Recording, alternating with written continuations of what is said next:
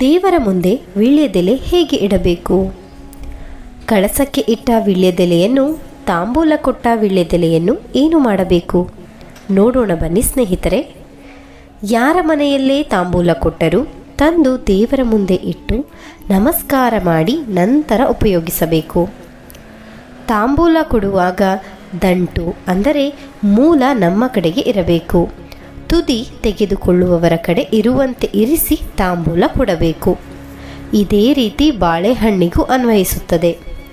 ತಾಂಬೂಲದಲ್ಲಿರುವ ವೀಳ್ಯದೆಲೆಯು ಸೂರ್ಯಗ್ರಹನನ್ನು ಪ್ರತಿನಿಧಿಸುತ್ತದೆ ಮತ್ತು ಅಡಿಕೆ ಕುಜಗ್ರಹನನ್ನು ಪ್ರತಿನಿಧಿಸುತ್ತದೆ. ಹೀಗಾಗಿ ಸರಿಯಾದ ಪದ್ಧತಿ ಅನುಸರಿಸಿದರೆ ಮಾತ್ರವೇ ತಾಂಬೂಲದ ಪೂರ್ಣ ಫಲ ಒದಗಿ ಬರುತ್ತದೆ. ಕೆಲವರಿಗೆ ಒಬ್ಬರ ಮನೆಯಲ್ಲಿ ಕೊಟ್ಟ ತಾಂಬೂಲ ಅಥವಾ ಬ್ಲೌಸ್ ಪೀಸನ್ನು ಇಟ್ಟು ಬೇರೆಯವರಿಗೆ ಕೊಡುವ ಅಭ್ಯಾಸವಿರುತ್ತದೆ. ಇದು ಬಹಳ ತಪ್ಪು. ನಿಮಗೆ ಸಿಕ್ಕ ಅದೃಷ್ಟವನ್ನು ನೀವಾಗಿಯೇ ಬೇರೆಯವರಿಗೆ ದಾರೆ ಎರೆದಂತೆ ಆಗುವುದು ಎಚ್ಚರ. ಪೂರ್ವ ಅಥವಾ ಉತ್ತರ ದಿಕ್ಕಿಗೆ ವೀಳ್ಯದೆಲೆಯ ತುದಿ ಬರುವ ಹಾಗೆ ಇಟ್ಟು ದೇವರಿಗೆ ನೈವೇದ್ಯ ಮಾಡಬೇಕು. ಹಸಿರಾಗಿರುವ ಮತ್ತು ಅಂದವಾಗಿ ತೂತಿಲ್ಲದ ಹರಿದಿರದ ವೀಳ್ಯದೆಲೆಯನ್ನು ದೇವರಿಗೆ ನೈವೇದ್ಯ ಮಾಡಬೇಕು ಮತ್ತು ತಾಂಬೂಲ ಕೊಡಬೇಕು. ಕಳಸಕ್ಕೆ ಬಿಳಿ ವೀಳ್ಯದೆಲೆಯನ್ನು ಇಡಬಾರದು. ಇಟ್ಟರೆ ಸ್ತ್ರೀ ದೋಷ ಮತ್ತು ಶಾಪ ಉಂಟಾಗುತ್ತದೆ.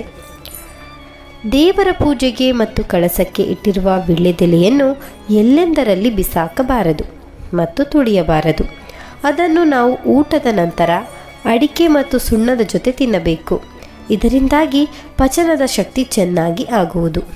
ಮಂಗಳವಾರ ಮತ್ತು ಶುಕ್ರವಾರದ ದಿನ ಯಾವುದೇ ಕಾರಣಕ್ಕೂ ವೀಳ್ಯದೆಲೆಯನ್ನು ಮನೆಯಿಂದ ಹೊರಗೆ ಹಾಕಬಾರದು ಅಥವಾ ಎಸೆಯಬಾರದು.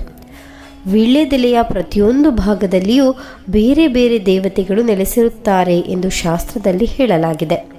ವೀಳ್ಯದೆಲೆಯ ತುಂಬಿನಲ್ಲಿ ಅಹಂಕಾರ ದೇವತೆ ಮತ್ತು ದಾರಿದ್ರ್ಯ ಲಕ್ಷ್ಮಿ ವಾಸವಾಗಿರುತ್ತಾಳೆ. ಆದ್ದರಿಂದಲೇ ವೀಳ್ಯದೆಲೆ ಹಾಕಿಕೊಳ್ಳುವಾಗ ತುಂಬು ಮುರಿದು ಹಾಕಿಕೊಳ್ಳುತ್ತಾರೆ. ವೀಳ್ಯದೆಲೆಯ ಬುಡದಲ್ಲಿ ಮೃತ್ಯು ದೇವತೆಯ ವಾಸ. ಈ ಕಾರಣಕ್ಕೆ ತಾಂಬೂಲ ಹಾಕಿಕೊಳ್ಳುವಾಗ ತುದಿಯ ಭಾಗ ತೆಗೆದು ಹಾಕಿಕೊಳ್ಳುವುದು ಉತ್ತಮ. ಎಲ್ಲಾದರೂ ತಾಂಬೂಲ ಕೊಟ್ಟರೆ ಅದನ್ನು ಬೇಡ ಅನ್ನಬೇಡಿ ಮತ್ತು ಎಲ್ಲೆಂದರಲ್ಲಿ ಬಿಸಾಡಬೇಡಿ. ಪೂಜೆಯ ನಂತರ ಕಳಸದ ವೀಳ್ಯದೆಲೆಯನ್ನು ಪ್ರಸಾದ ರೂಪವಾಗಿ ಮನೆಯ ಹಿರಿಯರು ಮತ್ತು ಮಗಳು ಅಳಿಯ ಇದ್ದರೆ ಮಾತ್ರ ಹಾಕಿಕೊಳ್ಳಬೇಕು. ಬೇರೆಯವರು ಹಾಕಿಕೊಳ್ಳಬಾರದು. ಕಳಸದ ವೀಳ್ಯದೆಲೆಯನ್ನು ಒಣಗಿಸಬಾರದು.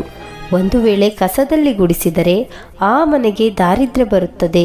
ಕಳಸದೇವಿಯ ಶಾಪದಿಂದಾಗಿ ಸಂಪಾದಿಸಿದ ಹಣ ಬೇರೆಯವರ ಪಾಲಾಗುತ್ತದೆ ಮತ್ತು ಸಾಲಬಾಧೆ ಮತ್ತು ಶತ್ರುಬಾಧೆ ಹೆಚ್ಚಾಗುತ್ತದೆ. ಪೂಜಿಸಿದ ಕಳಸದ ವೀಳ್ಯದೆಲೆಯನ್ನು ಉಪಯೋಗಿಸಲು ಸಾಧ್ಯವಾಗದೇ ಇದ್ದಾಗ ತುಳಸಿ ಕಟ್ಟೆಗೆ ಹಾಕಬೇಕು. ಸರ್ವತೀರ್ಥಗಳು ತುಳಸಿಯಲ್ಲಿ ಇರುವುದರಿಂದ ತುಳಸಿಯು ಶ್ರೇಷ್ಠವಾದದ್ದು. ಕಳಸದ ವೀಳ್ಯದೆಲೆಯನ್ನು ಹರಿಯುವ ನದಿಯಲ್ಲಿ ಬಿಡಬೇಕು. ಇದರಿಂದಾಗಿ ನೆನೆದ ಕಾರ್ಯಗಳು ಬಹಳ ಬೇಗ ಈಡೇರುತ್ತದೆ. ಸ್ನೇಹಿತರೆ, ಈ ಮಾಹಿತಿ ನಿಮಗೆ ಇಷ್ಟವಾದರೆ ದಯವಿಟ್ಟು ಲೈಕ್ ಮಾಡೋದನ್ನು ಮರಿಬೇಡಿ. ಹಾಗೂ ಮತ್ತಷ್ಟು ವಿಡಿಯೋಸ್ಗಳಿಗಾಗಿ ನಮ್ಮ ಚಾನಲನ್ನು ಸಬ್ಸ್ಕ್ರೈಬ್ ಮಾಡಿ. ಕೇಳಿದ್ದಕ್ಕಾಗಿ ಧನ್ಯವಾದಗಳು.